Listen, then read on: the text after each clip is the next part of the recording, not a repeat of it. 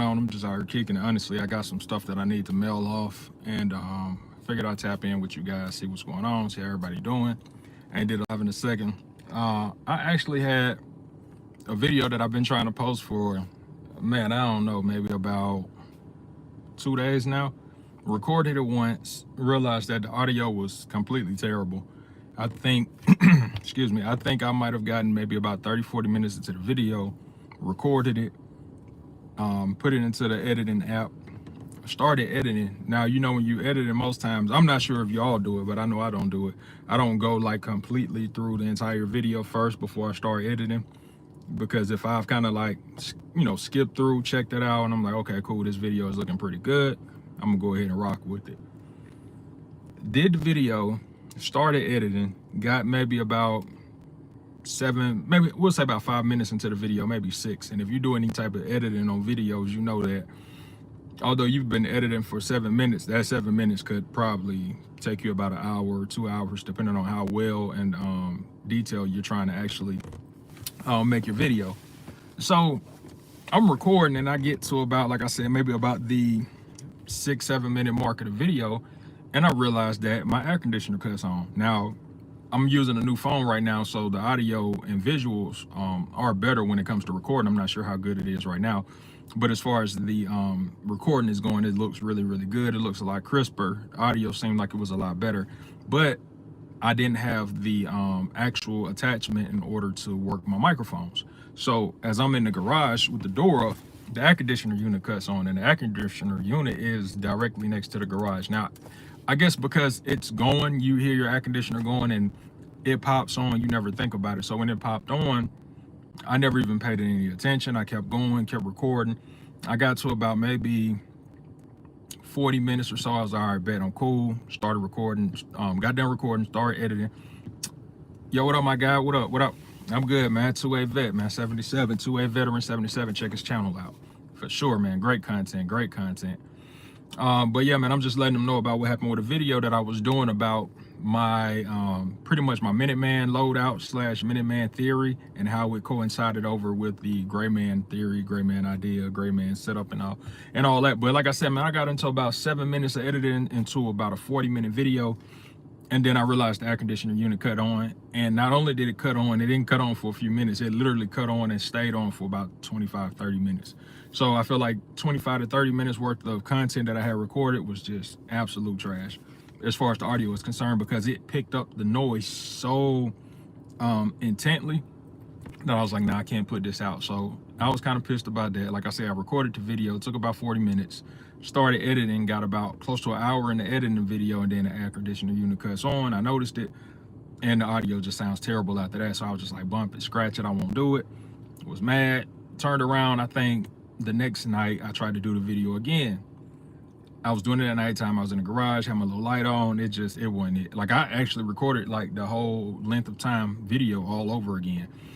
Got into about 35 minutes. I was like, all right, bet, I'm gonna go ahead and end it, finish it up, but it just didn't look right. The audio went right. The visuals, I like doing it in my garage. I got a lot of natural light and things like that. So when it didn't work out, I was just like, bump it. I'm gonna have to start from scratch all over again. Can I reduce the noise editing? You talking about in my live right now, or are you talking about when I was actually doing the actual video that I'm talking about? Hopefully it's not too loud in here, because I do have the air conditioner blowing just a little bit. But yeah, the attachment that I normally would use in my older phone, I couldn't use it in a new phone because it has like the USB-C adapter. Yeah, I can record it, but I couldn't take that out. I couldn't take it out at all. Like, I tried, but it wasn't working at all.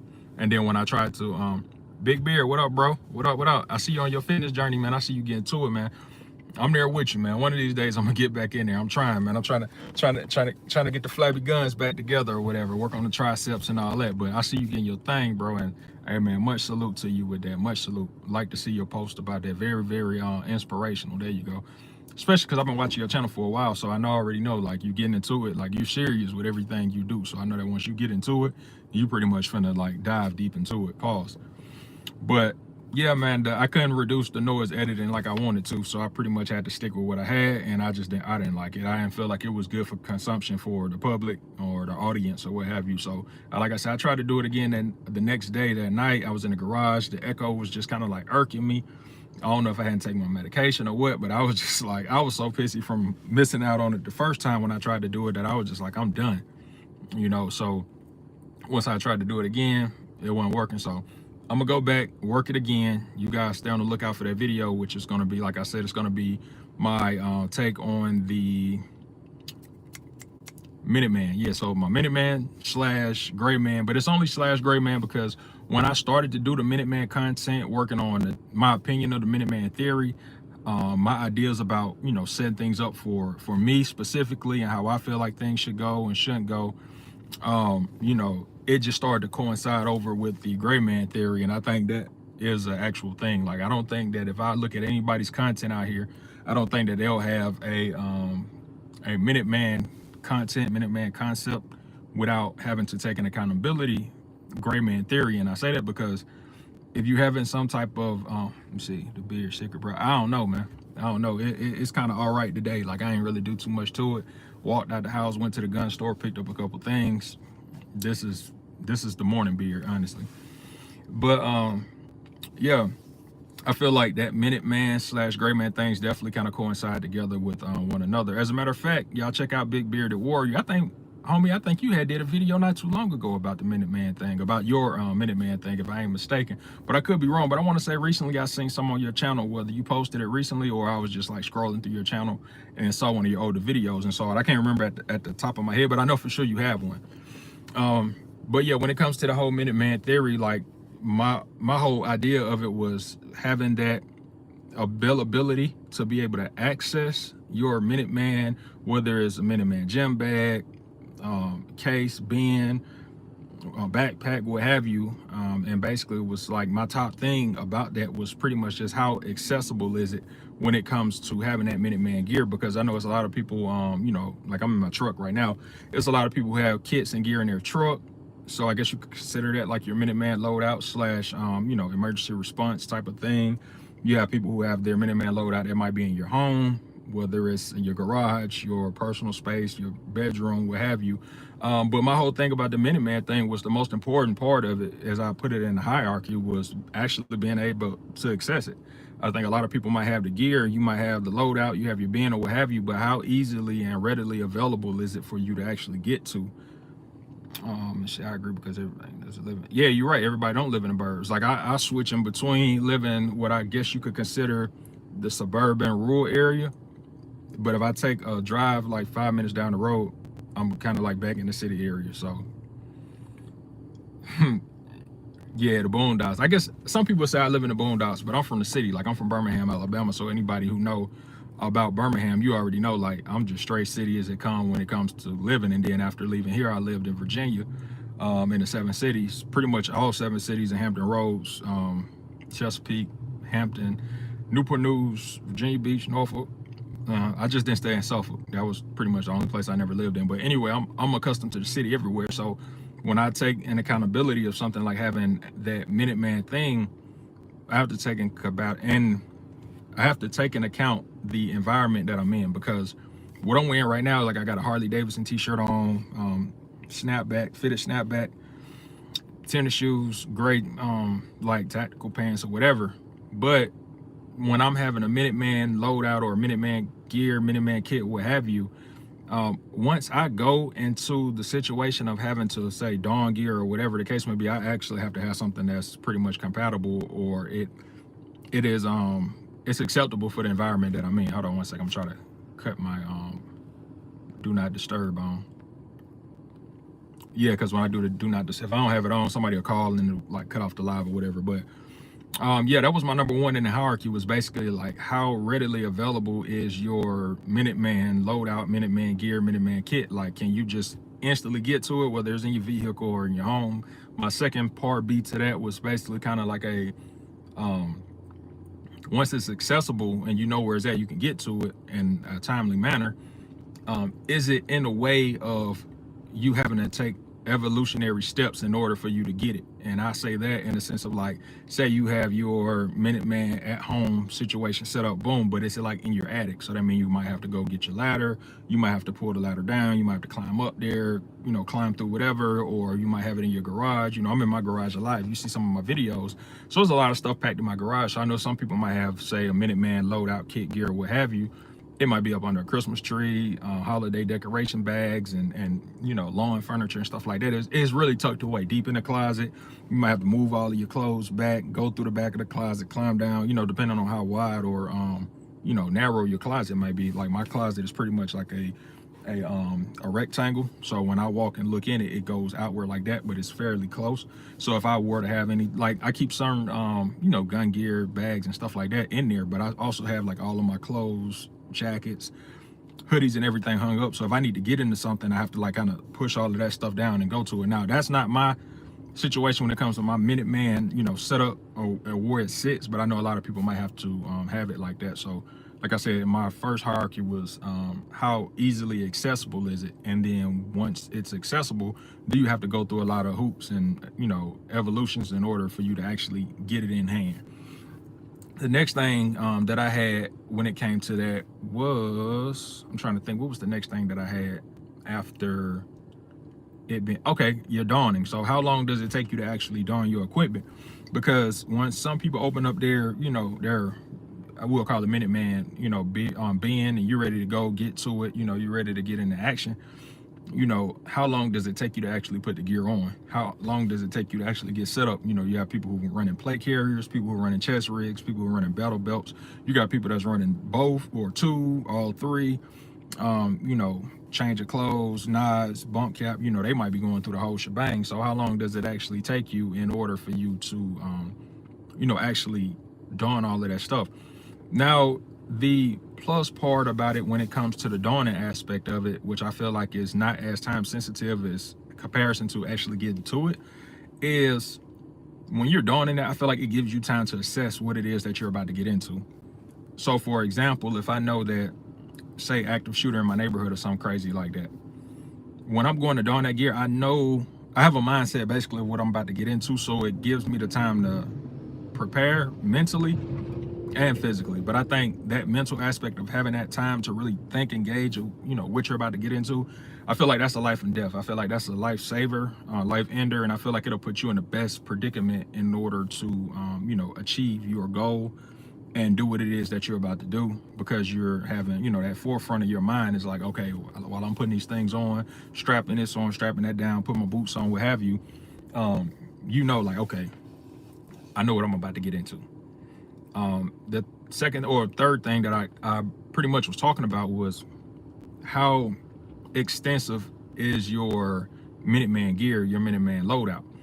Because some people, I realize, will set up their kit, and if you're like prior Army guys, Marines, Recon Force, you know, ground troop, Delta, you know, what have you, infantry, if you've deployed and you're accustomed to wearing so much gear, I feel like some people might actually have their Minuteman loadout almost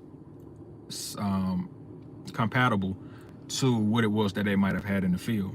That means you might be running a plate carrier with double mag, so you got a 3 mag plate carrier holder, placard, then it's double stacked, so you're running 30 round mags. If you're running like, say, an AR-15 or AK-40, 7, that's 3, 6, 9, 12, 15, 18. So that's 180 rounds right there, plus one in the hole. For your long gun, you might have another one on the belt. That'll put you at about 230 rounds or something like that. So to me, that makes you a lot heavier. But I feel like you're doing that in the sense of having a Minuteman loadout that's equipped for sustainability when it comes to an actual firefight. Now, when it comes to other things that might be in there, what you should have, you know, you might have medical gear that's not only just the IFAK, but you might have medical gear and kit that's enough to, you know, probably save 3, 4, 5 people. You know what I mean? You might have backpack, water bladder already filled up with water bottles, tools, cleaning tools, you know, pry bar, let's see, bolt cutters, bump cap, knives, you know, just the whole shebang, you know what I mean? And that might be your Minuteman loadout, and you're going like more on the heavier side. And then you got people like, kind of like myself, if I'm having any type of Minuteman loadout, I'm not really concerned about having something that's gonna have me in the position of having a sustainable fight or firefight possibly, that's gonna take me to have that much ammo. Like, I'm not even running a plate carrier, I'm not running a battle belt, I'm not running a chest rig or none of that. When I go and grab mine, long gun or AR pistol out the top, 10-inch, got my sights, irons, all of that, sling ready to go. And after that, I'll have a spare mag that's in the backpack that I keep in there, and I'll probably put that in my back pocket. I have an extra pistol mag in there, but since I carry a EDC pistol on me all the time, for I say about like 98% of the time, I already know that I got a pistol ready to go on me. I got an extra magazine in there. So I'm going lighter. I'm not going to be as conspicuous, because if I'm coming out of my environment, I'm going to stand out. And I think a lot of parts of this aspect of the Minuteman loadout cross over with the gray man theory, or the gray man loadout versus, or integrated with the Minuteman theory, is that you have to be cognizant of the environment that you're in. So I'm in an environment where if I walk outside with camo pants or hunting pants, boots, all that kind of stuff, nobody's gonna pay me any attention. I'm gonna move around freely. Let me see if this change anything. So yeah, I'm gonna move around freely. I won't have any issues. But if I'm in more of a city setting, like I said, I'm like 5 minutes from the city area. If I just drive down the road and I got, camo pants on, gun shirt, all that, I'm gonna stand out like crazy. And I might end up looking like a threat more so than I look like, the help, the American citizen. I'm out here protecting life, saving life, you know what I mean? Preventing people from further harm, damage, and what have you. Yeah, light and mobile, Randall, what up, homie? Yeah, so yeah, definitely I'm staying on the lighter side. Like I say, an environment that I live in, and I'm not oblivious to life and the things, and the environments that we're in. I'm black, as you can see. I got tattoos on both arms up here. I got a large beard. I'm bald. So I'm pretty much going to stand out wherever I go. So it'll be harder for me to blend in into an environment like this to not look like a threat if I come out with a carrier on, chest rig, battle belt, got my thigh rig, all that, I'm just going full blown, I'm gonna look crazy. But if somebody else were to do it out here who doesn't look like me, might not be the same race, they might not be taken as the imminent threat as soon as somebody sees them. So for me, it kind of helps, because I'm carrying a shorter AR pistol, 10-inch, if I need to just put it down or whatever the case may be, cool. And once I put it down, you're not gonna notice anything on me outside of how I look right now. I have a couple magazines in my pocket. My EDC pistol is on me and it's concealed, so you won't be able to see that. And I can easily just, put my rifle down to the side and just walk away, and nobody would, expect me of anything. But if I'm more in the city setting, if I go with the typical dress around here in this suburban area, this rural area, I'm gonna stand out like crazy, because people in the city go like, who is this dude out here with all this hunting gear on, all of this, plate carriers, all this, like, he must be the police, or he's somebody out here going to do some mass what. So I'll try to keep it low profile, and I think that the low profile for speed intertwines with the gray man aspect of it, because I don't need a lot on me because of my race, my build. I'm muscular, like I said, a beard, a bald head, tattoos everywhere. I'm gonna stand out and I'm gonna look crazy. So the best thing that I can do is have a Minuteman loadout that's pretty much tailored to me being inconspicuous. I have my AFAC. I have an AFAC in my Minuteman backpack, and also I carry a backpack, so I'll show you guys that too. But regular North Face backpack, got the little bungees across the front of it. It's like a greenish gray, like a gray color. The rest of it is just black all around. Looks like a regular backpack, because I feel like in that Minuteman aspect, I don't need to put anything that's gonna make me look like I'm overly tactical. So I'm not gonna have a big old, my 511 24 Rush 24 backpack that I have. It's like is that backpack? It's just a Desert Cam FDE. But I'm not gonna move around with that. It got like military tags hanging from like veteran stuff and war stuff. Like, nah, that's gonna make me look crazy. It's gonna make me stand out like crazy, especially in this environment, as well as if I take it closer to a city environment. Bro, I got pulled over the first time because I was stuck out. Man, West Virginia, from what I hear, is the worst place to get pulled over at if you black. I never been out there. I never went that far west of Virginia or northwest. I never been that way. Even when I used to go out to Ohio a lot, I just go up through Maryland, cut over through PA, and then going over to Ohio. But yeah, that sucked. That sucked. I may have two pistols in that. Yeah, you can have two pistols on you. I mean, I feel like with the quick response, or should I say Minuteman situation, I don't think you have to go so heavy. The next thing that I wanted to talk about, which I guess would be four, is when is it actually time to implement the Minuteman concept, the Minuteman theory, and the Minuteman idea of going and Minuteman? That was my thing, and I thought about that because I was saying to myself, I remember watching a class where a guy was basically trying to instruct people on when is a good time to actually discharge a firearm and what constitutes as a reason for it, and a reason that constitute for you to basically end up putting yourself in jail for the rest of your life. One of the comparisons that he made, he was basically like, okay, so you walk outside your job, Walmart, what have you, and somebody's out there like slamming a baseball bat on top of your shell in your car. I'm talking about really just going to work on it, beating the glass off, trying to break into it, what have you. He basically told him, like, that's not a reason for you to discharge a firearm. But when he said it, I thought about it. I was like, it's a lot of people that I know would just have a bad argument with somebody and feel that it's a need to pull their gun out. And I feel like once you pull it out, that's not saying that you have to use it, because I'm not one of those people that feel like just because I draw my firearm that it has to be used. That's not, no. You take control of a situation out. Most times, if you're stopping something, you pull that firearm out. I feel like a large majority of the time, once that firearm comes into play, a lot of people start to respect that iron. And when they start respecting the iron, you could have people to stop doing what they're doing, go separate ways or what have you. Yeah, you gotta learn the laws of your state, Round. Got to. And I feel like that's a big thing when it comes to, I think, that Minuteman situation is what would constitute as time for you to go ahead and do that versus knowing when, what did they say, knowing when to hold them, know when to fold them. And I think we have to be cognizant of that. We need to understand, like, okay, this is the right time to go ahead and grab that gear and do that, then this is not the time. So, for example, if somebody told me we had somebody in the neighborhood walking around up and down the street, they're belligerent, drunk, whatever, high off drugs, high off medication, or what have you. God bless the dead. One of my wife's friends just passed away from medication that she just got prescribed like 2 or 3 days ago. Took it another time, ended up passing away. But people have a lot of adverse reactions and effects when it comes to taking medication. So, I'm somebody who takes medication daily also, so I do understand that aspect that comes with it. But carry insurance comes clutch, like USA. Yeah, I thought about getting that USA stuff for the firearms insurance or whatever.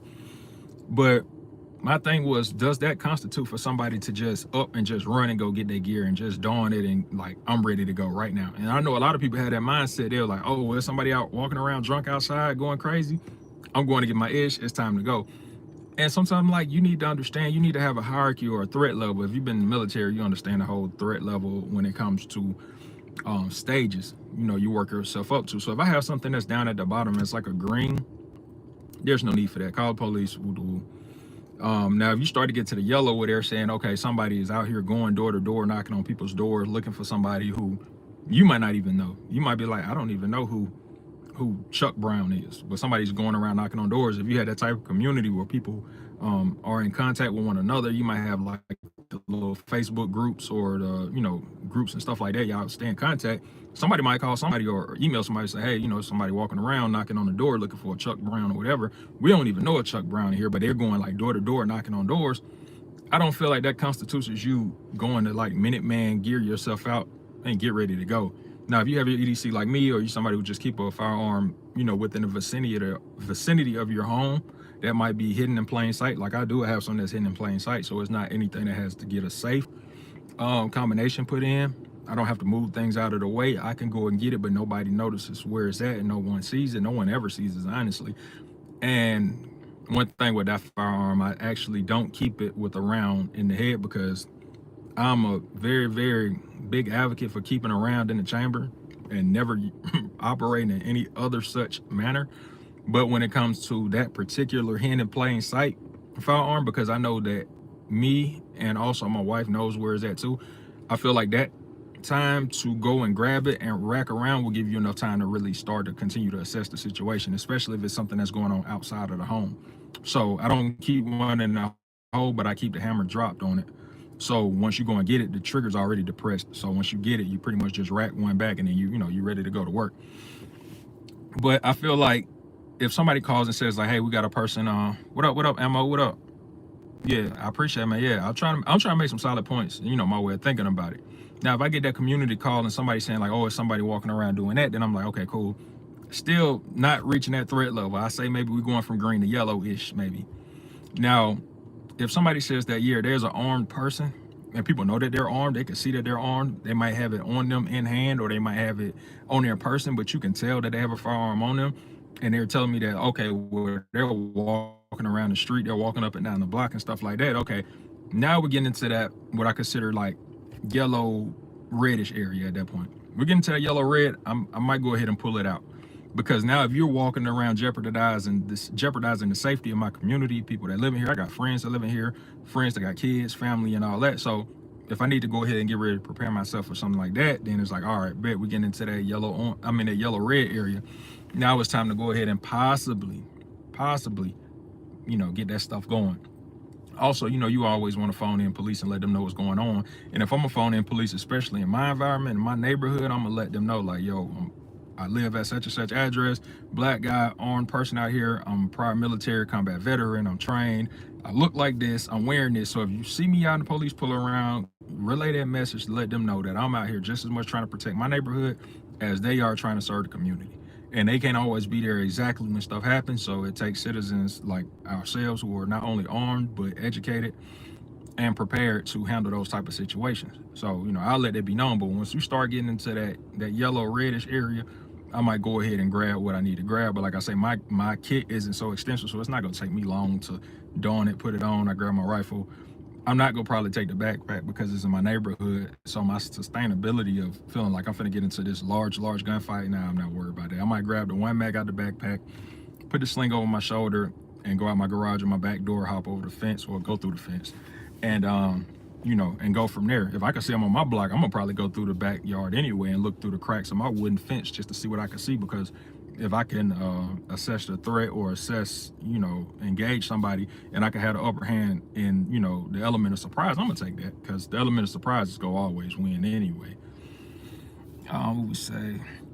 Taking that time out of the box, definitely survival. Yeah, for sure. So that's my whole thing about it is, knowing when that threat level gets up there. Now, I feel like when you get to that red to orange level, I feel like now you're dealing with stuff like a person who might be on the run and armed, and police are looking for them. Maybe you got a call from, like I said, another neighbor. Somebody's in a group chat saying, hey, somebody in the neighborhood that's being searched by the police. They're armed, they running around with a gun. Police was chasing them. Oh yeah, we getting busy now. At this point, we're in that SHTF, we in that orange area, we in that area where it's time to, it's time to go to work. My opinion, I could be wrong, but my opinion, yeah, it's time to go to work. Because you tell me you got a fugitive on the loose being chased by police and they armed and they run through my neighborhood. Nah, it ain't finna be like that. I'm definitely finna try to get the advantage point on you. At that point, I might mess around and hang out my top window on my roof or something like that, just to get that clear line of sight on you. But that's when I feel like you should take it to that level. But I feel like we need to definitely take into account the levels that are associated with working up to the Minuteman response. Also, and I made a video about this a couple of days, just like your Minuteman response when it comes to being out of your home, and say you're in an environment where we'll say, for example, if you have kids or something, we'll say we had a kids football game. We're at say my daughter, she plays volleyball or something, and we're at the gym. Parents get into it, active shooter comes around, and it's about to turn into a situation that is similar to what we see on the news, weekly, yearly basis. If I got that kit back here in the back and I run back here and grab that, I have to take into account, like, okay, I'm grabbing this Minuteman kit, I'm putting it on, I'm grabbing what I need to grab. As soon as I go to engage somebody or to engage the threat or what have you, I have to take an accountability, like, what are the police gonna think when they show up and they see me sling over my shoulder, AR-15 in hand, whether I'm kitted out or not, and they getting a call about an active shooter? Who are they gonna look at as soon as they pull up on the scene? They see me, because now I'm going to the threat. So if the threat is in the area within the vicinity of what's going on, and I'm going to it, chances are the police are going to be going into it. The law enforcement is going to come and approach it in the same direction. So I feel like they're going to see me. So how do I keep myself from becoming, not the threat now? Well, not the help now, but, possibly the threat. And they engage me when they see me outside, and all I was trying to do was just help the situation. So that's something that I feel like in your Minuteman situation, Minuteman loadout setup, you have to take an accountability. Now, when it comes to my backpack, because I know I spoke about it, regular North Face backpack, nothing special, inconspicuous, little water bottle on the side, and one of the little little mesh retainers on the side is black. Like I say, the whole front entirety of the backpack is a grayish, greenish tint area. It looks like a school backpack, basically. It will make me look like I'm going to college or something like that. So in the side pocket, I got a bottle of water here. In this side pocket, I have an IFAC that's in a it's in a pouch, basically IFAC pouch, but it's stuffed in the side, and it's like a dark tan, but you can't really see it. So if you seen me with the backpack on, you walking behind me, you wouldn't know there's IFAC down on the side. You'll probably just see the clear water bottle, and that'll be about it. Now inside of it, I would have my if I had to break my AR-15 down, which is a 10-inch AR pistol, break it down, upper, lower, stuff both of them in the bag, zip it up, you won't even notice that it's there. Extra mag down in the bottom, and I have an extra pistol magazine that's in there because, like I say, I'm typically always carrying my EDC pistol on me. So if I have it on me, I got an extra mag of about, I think, like 17 rounds in there, plus the extra mag that I keep on my person, plus the mag that's in the pistol. So it gets me a good advantage and put me at about maybe 45-ish rounds or something like that. Now, also inside of the bag, I have a little light gun cleaning kit, nothing special.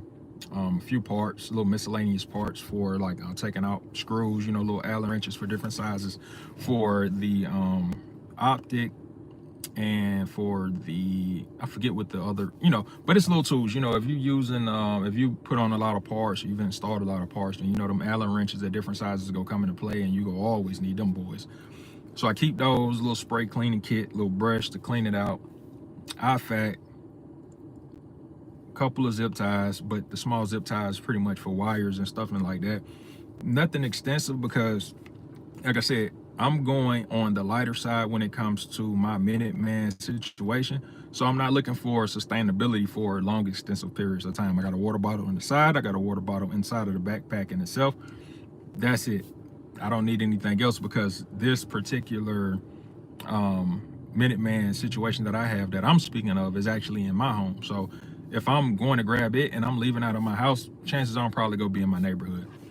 What else is in there? That's pretty much all that's in there. I don't have it for any type of sustainability. Now I know there are a lot of people, like I said earlier in the video, you might have your prior military guys who have their things so kitted out that they can have sustainment from 24 to 48 hours and 72 hours on up. So those are the three stages that I feel like you would pick from, or what you would fall into when it falls into your Minuteman loadout, Minuteman gear sustainability. I feel like you got people like me who are pretty much going to go from a 0 to 12 hours. You have your 24 to 48 hour people, which will be group 2. And then group 5, you'll probably have your 72 hours on up. And I feel like now you're at your SHTF gear kit and things of that nature. That means you're ready to go and be basically living off away from your house for 2 or 3 days if you need to. For me, my Minuteman kit is only for what's going on in my environment, and that's what I tailored it to. I didn't tailor it to go and see myself going out 2 and 3 days away from, nah, that's a whole bug out situation right there. But for me, it's very light, straight to the point. Like I said, I can throw my backpack on and walk outside if I need to, if I needed to, make myself more inconspicuous to what may be going on outside. And I don't want my AR-15 to be shown, but I know I have my EDC pistol on me.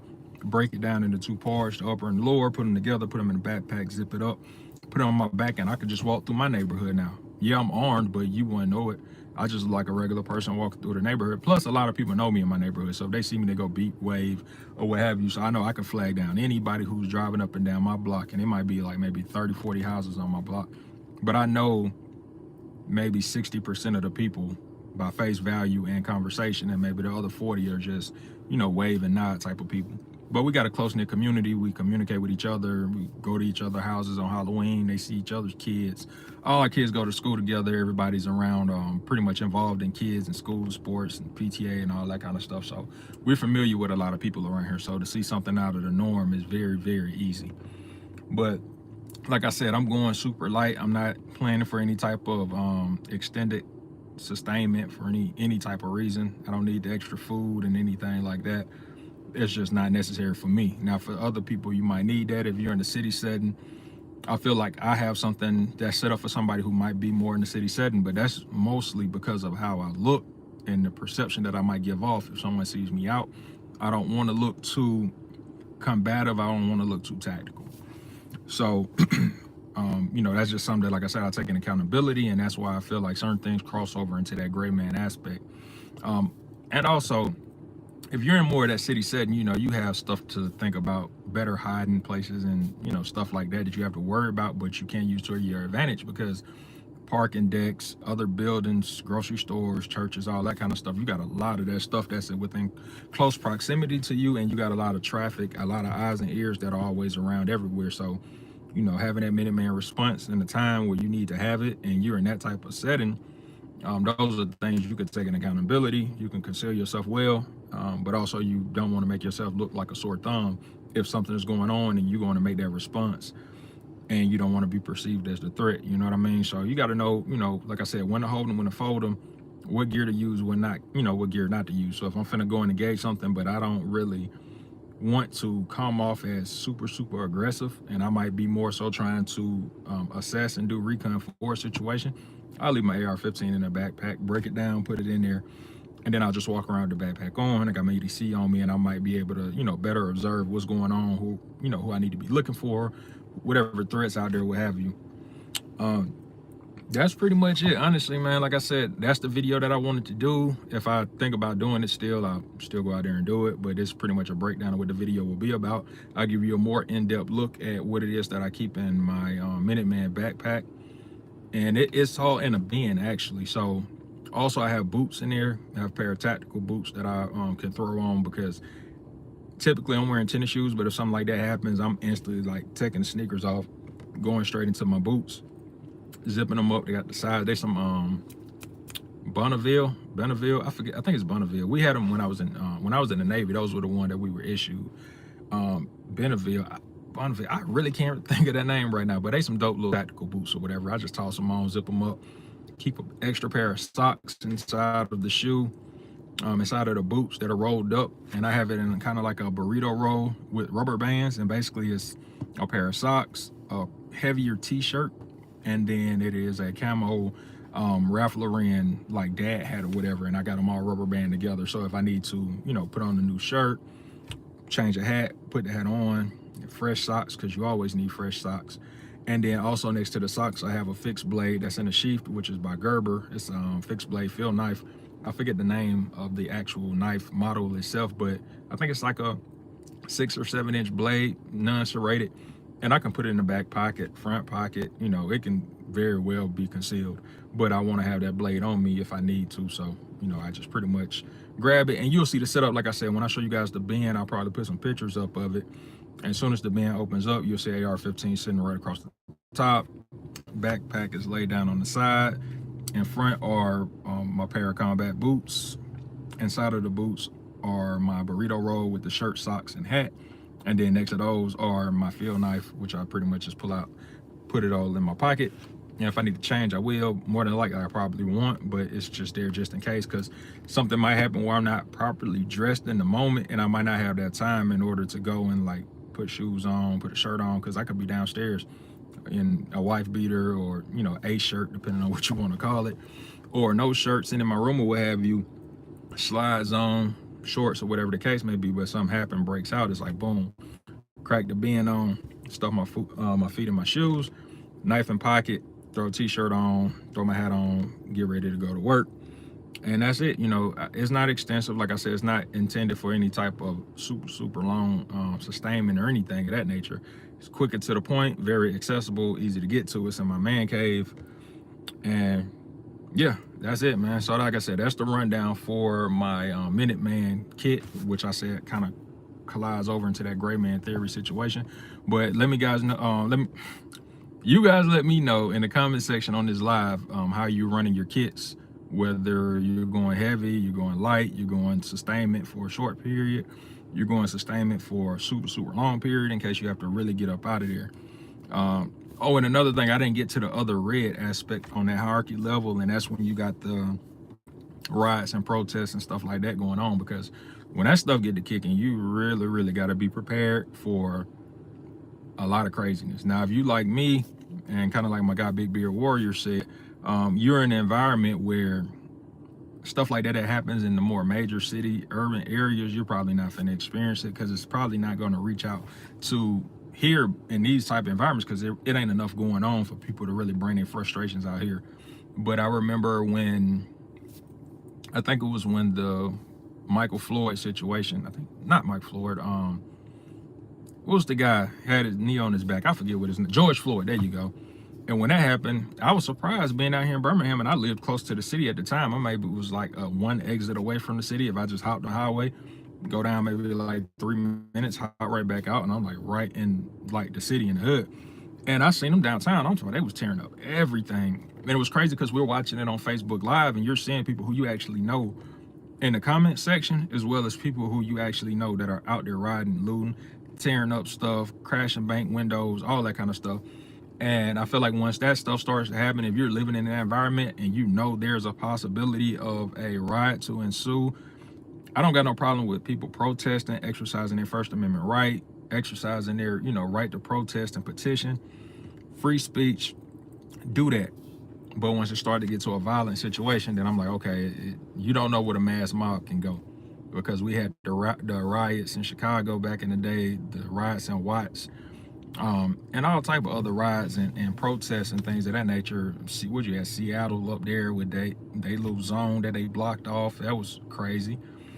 So if you're living in those areas, I like, okay, yeah, you need to go ahead and prep it.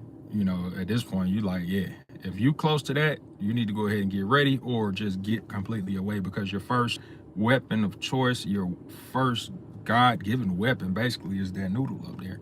So you could think about what's going on and be like, okay, yeah, I might have the tools that I need, but I'm not finna stay in a place that's in imminent danger when I can leave, because I know I might be outmanned, and when you got a mob, they might not always respect the one person with the gun. You've already seen that, so definitely use your noodle. But yeah, when you in that red area, that's when you got the rioters going, they mobbing out, they destroying, they bringing chaos and all that. And it's funny because I never really paid attention to stuff like that when I was younger. I was never cognizant to, all of these social issues that were going on in the neighborhoods and the communities throughout the country, until the situation with Mike Brown happened. And when that happened, I was like, oh man, how this finna play out? You seeing people at night, they going through the street, they tearing everything up, they burning cop cars. I'm talking about they going wild with it. And it was at that moment I thought, they robbing and looting the pharmacies and Walmarts and Walgreens and CVS's, and they going into Targets, they stealing everything, tearing it down.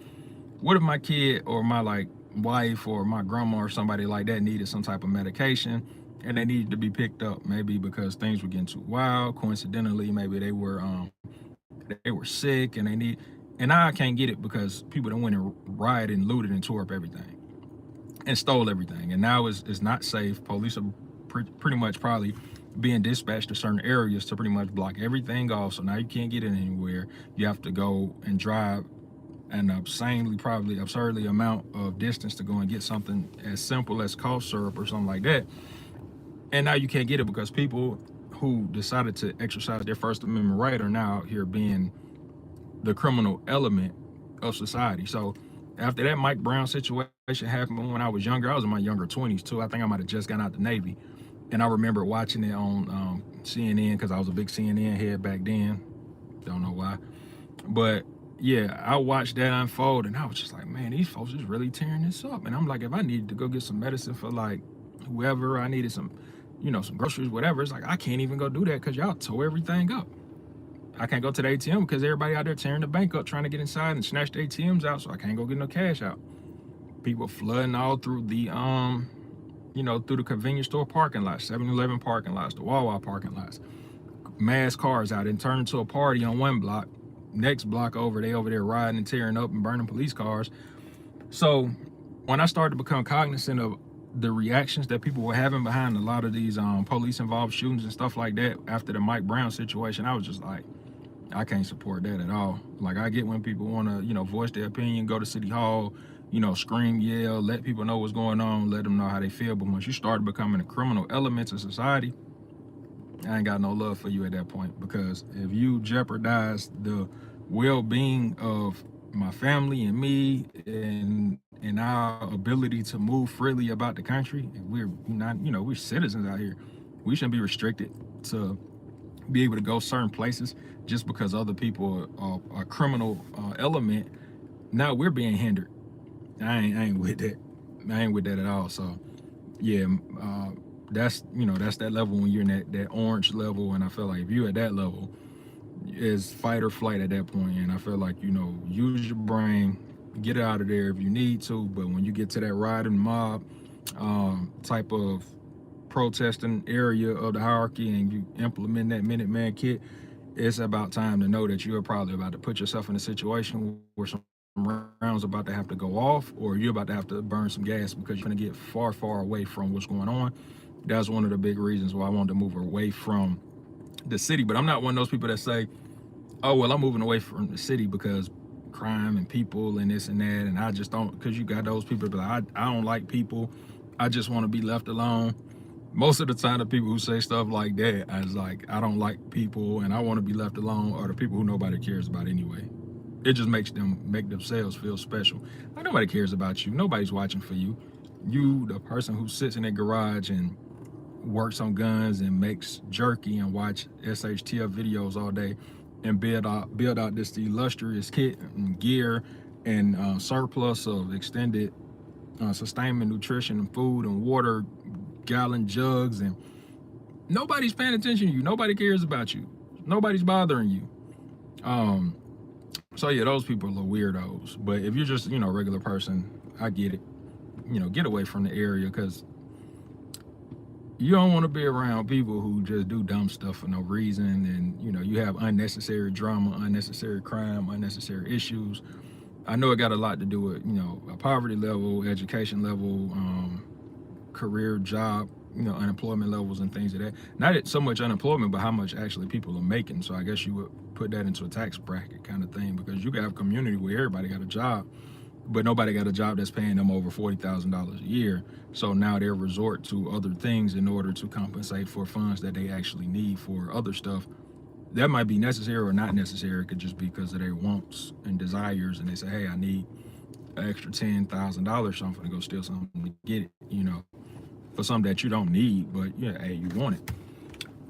So yeah, that does play a factor when it comes to moving out of certain environments. And you gain certain things from moving away from them environments, like not having to worry about as much of a criminal element, because you might move into an environment where the tax bracket might be fairly normal, people making a decent amount of money where they can afford to, one, have things that they want to. They at work, so they ain't got as much time to go and do no crazy stuff. Then three, when they get off, they so burnt out with work that they just want to spend time with their family and chill out. So yeah, you ain't got a whole lot of people just standing around all day, standing out their front door, standing on the porch, drinking, smoking, and nothing's going on. They just doing them, you know what I mean? But I appreciate y'all for watching this live, man. Anybody who tuned in, man, I really do appreciate you, man, for sure, for sure. So like it, share, subscribe it if you like it. Anybody who got any content they want to do collaborations with, anybody who watching it who have any products you want to get reviewed, feel free to reach out to me. Emails in the bio. I need to try to change my email so I can get to something that's a little more easily accessible, because that one particular email, I don't get as much eyes on it throughout the week. So I'll be having to remind myself, like, all right, go check your YouTube email, see what's going on. I wish YouTube actually had an actual messaging system that it didn't go to your email, that you had like an actual YouTube message area and message studios. That would be fantastic. So YouTube need to think about that. But like I said, man, you got any products or anything that you want to get reviewed, feel free to reach out to me. I'm always open to do some reviews. I'm always open to do some collaborations. Anybody want to do it live together?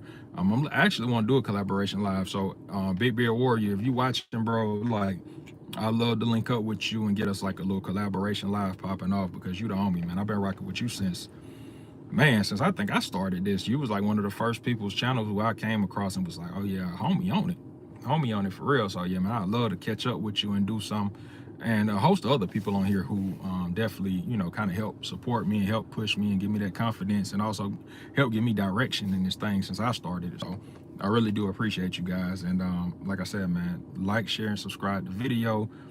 Stay on the lookout, because I might try to go ahead and just do a video that's pretty much a review video about what I talked about here, about my quick response MINUTEMAN situation, MINUTEMAN gear, MINUTEMAN loadout, and how it crosses over into that gray man area for people like myself. So I'm gonna holler at you guys. Y'all have a good one. I'm gonna take this mail into the post office and bounce back to the crib. Got some new gear that we picked up today, new lower receivers, AR-15 lower receiver, and we got a 9mm lower receiver. So I'm actually online on not Primary Arms, but Gun Broker, trying to find me a Zev build, Zev slide, completed RMR cutout, all that good stuff, serrated edges. Oh shit, I appreciate it. So yeah, I'm finna get out of here, man. I'm gonna holler at y'all. Y'all have a good day. Enjoy this nice weather if you down south. If you're not, enjoy whatever weather you got your way. So y'all be easy, man. I'm gonna holler at y'all.